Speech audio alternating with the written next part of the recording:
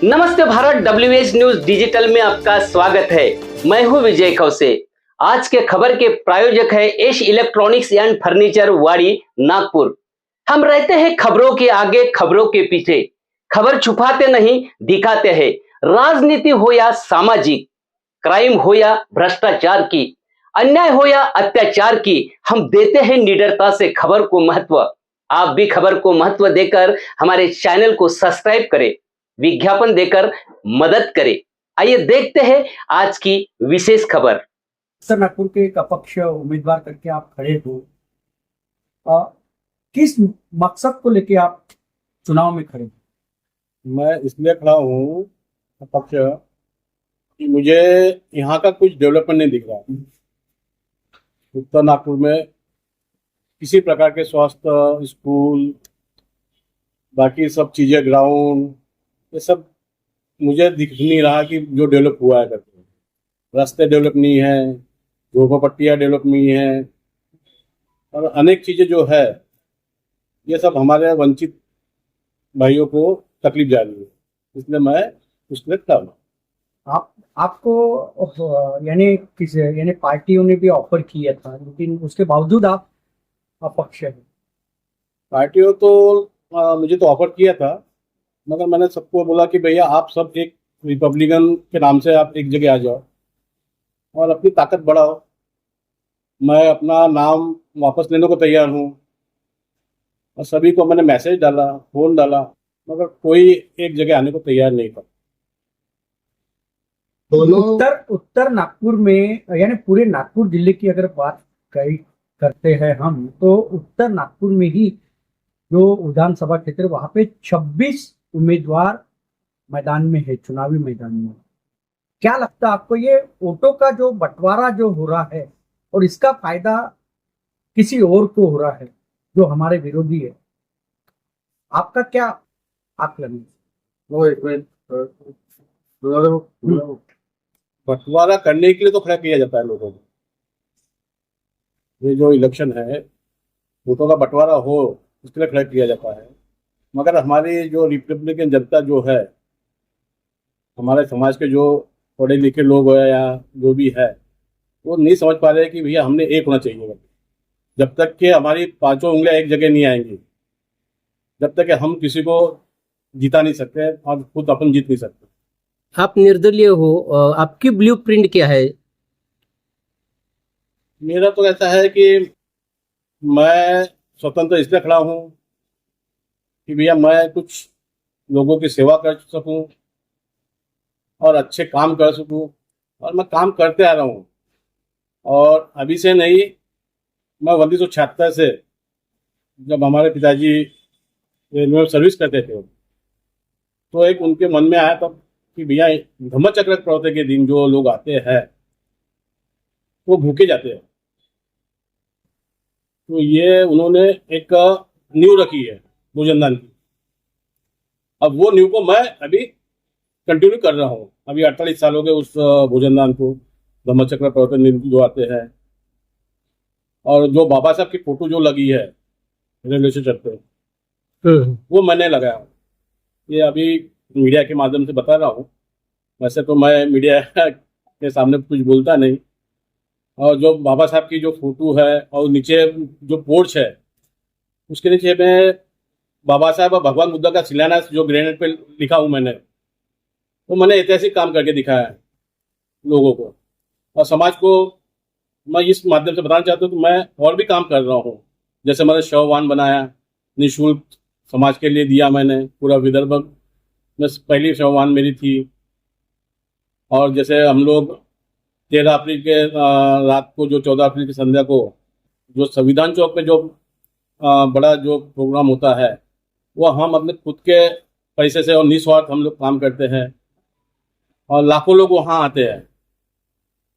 और हम लोग, हमारा एक YBMS करके एक संगठन थी, जहाँ बेजनबाग में हमने बड़े बड़े स्टेज और बड़े बड़े कलाकार 200 बनते हमारे जो विदेश से आए थे, उनके लिए भी बहुत बड़ा हमने ऐतिहासिक काम किया। श्रीलंका से हमने अस्थियाँ लेके आई थी, और अस्थियों में लाखों लोगों ने उस भगवान बुद्ध की अस्थि के दर्शन किए। ऐसे बहुत बड़े हमने ऐतिहासिक काम किए, जैसे हमने बुद्ध गया में बम ब्लास्ट के समय हम यहाँ से 100 लोग गए थे और वहाँ निषेध किए थे हमने।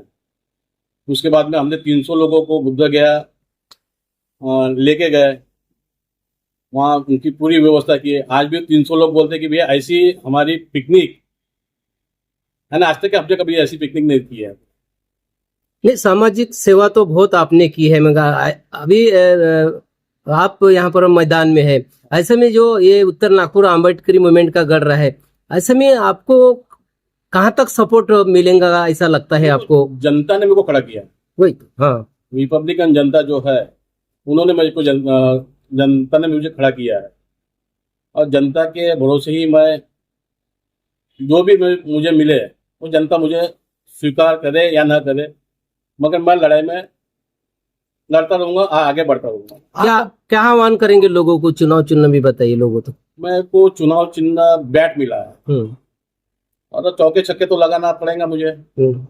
आह्वान क्या चौके छक्के लगे तो पीछे से मारना भी पड़ेगा मुझे। मतदाताओं को आह्वान क्या करेंगे?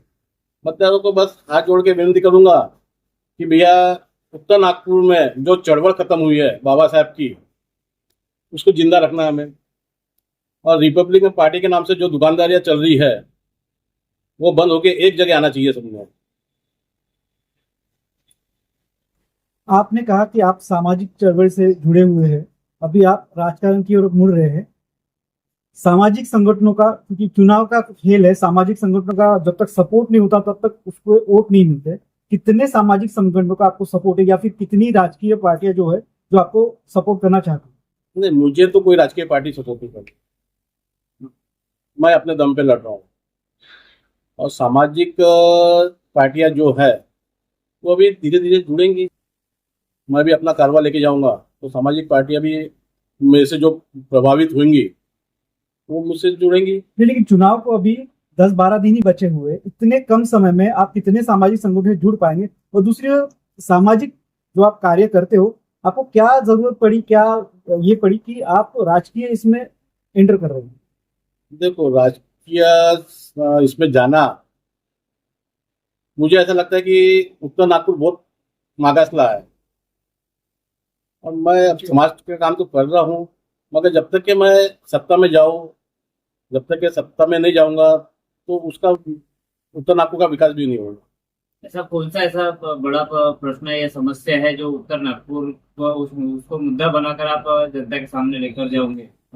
देखो, मैं तो एक तो 30 साल नौकरी करते हैं गवर्नमेंट के लोग, सरकारी नौकरी करते हैं, मगर उनकी पेंशन बंद की है सरकार ने।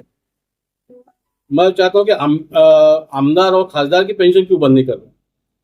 वो तो क्या 2 साल 5 साल आते हैं जाते हैं, मगर उनकी जिंदगी भर के पेंशन लागू रहती है। और जो सरकारी आदमी जो है नौकरी 30 साल करता है, आखिर उसके हाथ में कुछ नहीं मिल पाता। तो क्या आप आमदार चुनकर आने के बाद तो पहला मुद्दा मेरा वही रहेगा, अपनी पेंशन हमने आमदारों की बंद करना चाहिए। उत्तर नागपुर में नितिन राउत के ऊपर में अम्बेडकरी समाज नाराज है, क्योंकि उन्होंने आवड़े बाबू स्मारक, उनका काम पूरा भी नहीं हुआ, उनका उद्घाटन कर लिया है और लोगों को ये बताया कि वह ये मैंने किया है, जबकि वो काम सामाजिक न्याय विभाग का है। दूसरी बात है, वैसा राघव कुबरागड़े, उनको भी ये मतलब हस्तगत किया है, मतलब वो कब्जा कर रहे हैं, मतलब बहुत 10 स्थल हो गए, राघव कुबरागड़े हो गया, आवड़े स्मारक हो गए, और वहां पे उनको कांग्रेसीकरण कर रहे हैं। इसके बारे में आप क्या कहें?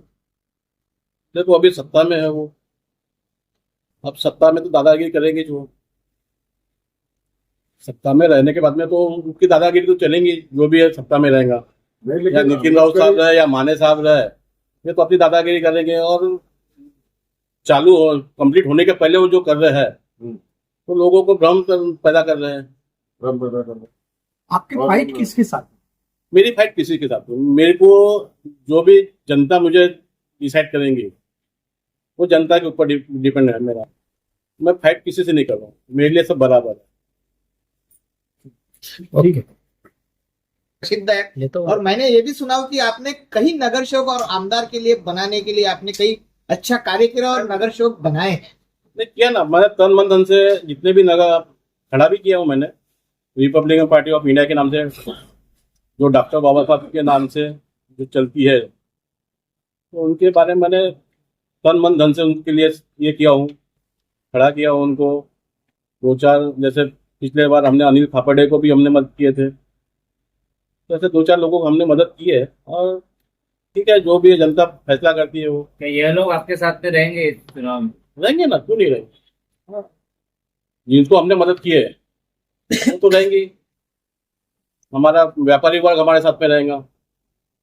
सर मैंने ये भी सुना हो कि आपको कई ऐसे नगर सेवक है और कुछ ऐसी जनता है जो आपको अंडरग्राउंड में मतदान के लिए सपोर्ट भी करने वाले। बिल्कुल बिल्कुल, बाहर से तो मेरे को फ्रंट में नहीं आएंगे, मगर बाहर से जो मेरी जो कार्यशैली है, मैं जो कार्य किया उसको देखते जो प्रभावित होंगे वो तो मुझे पीछे से सपोर्ट करेंगे, भले ही वो कोई भी पार्टी में होगा।